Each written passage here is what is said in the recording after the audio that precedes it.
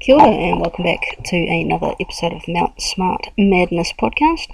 Today we're doing another player profile and we're looking at the amazing one and only Shaun Jonson, another great halfback to come out of the Warriors team. So let's have a look. He played 244 games for the Warriors, scoring 79 tries, 440 goals and 17 field goals for the team. He also went on to play for New Zealand, 35 games for the Kiwis, 14 tries, 84 goals and 1 field goal.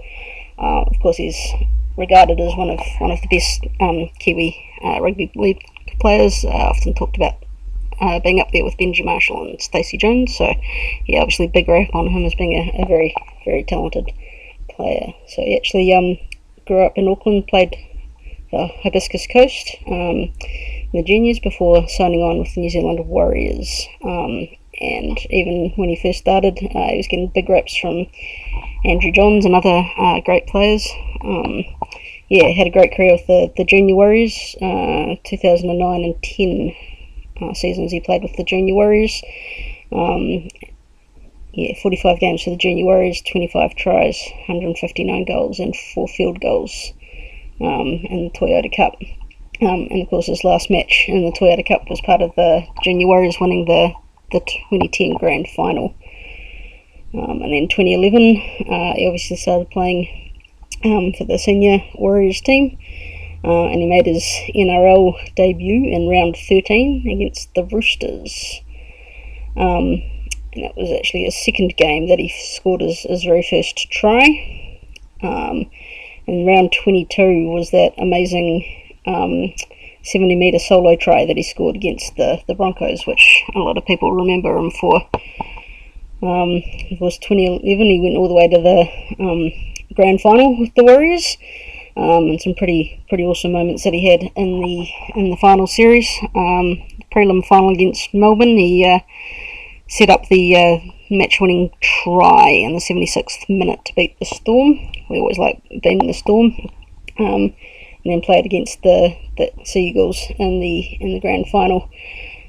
Did lose that one 24-10, unfortunately, but he did have a hand in all of those points that we scored, and did make a bit of a comeback in that second half, but didn't quite make it over the line to win. But certainly a great first season for the Warriors. So 2012 he actually made his first game for the Kiwis in the Anzac Day Test that year. And in that first test match he played, he got another 80-metre intercept try. And he was actually the Warriors' top try scorer that year, top equal, along with Conrad Hurrell and Manu Vatuvai, with 12 tries that year, and also got the International Rookie of the Year award in 2012. 2013, he kept going with the Warriors. One of the highlights in that season was round 14 against the Roosters. He managed to chase down Michael Jennings and make a try-saving tackle, which is pretty no mean feat. Michael Jennings was seen as one of the fastest guys going around at the time, so that defensive effort was pretty spectacular, and just showed that he could defend as well as putting on all the flash try-scoring plays. And then he played in the Rugby League World Cup at the end of 2013. In the semi-finals that year, he put on that outstanding try right in the dying seconds to beat England to make it through to the final. 2014, he was playing in the Nines at the start of the season and named the tournament's most valuable player, and also re-signed with the Warriors for a new 3-year contract.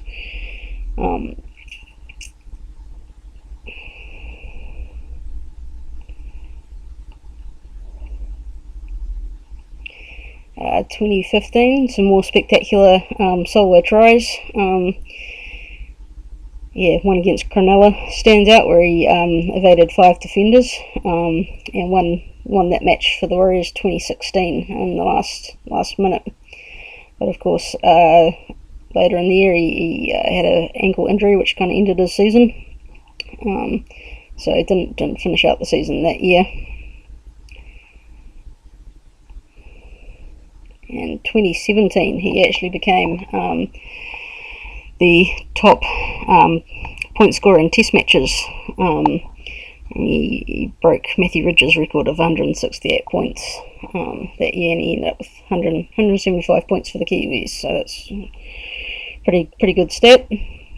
2018 managed to get the Warriors back into the finals after missing a few years, but lost the first round to the Panthers, and unfortunately after that was released by the Warriors and went over to Cronulla at the end of the season. Yeah, bit of a dark day in the club's history then when we let him go.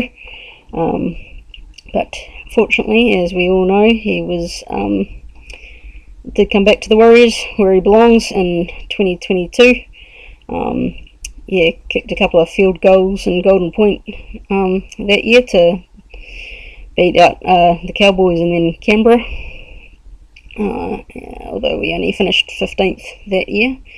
And then 2023, one of the best seasons I've seen the Warriors play, and of course Shaun Jonson was right in the heart of that that awesome run through to the finals.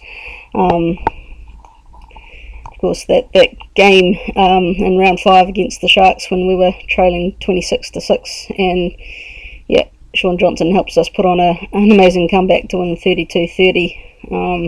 It's amazing. Just had the golden touch that day. Very good game to watch. And that same year, he became the 5th player to appear 200 times for the Warriors. It's a pretty good stat to have.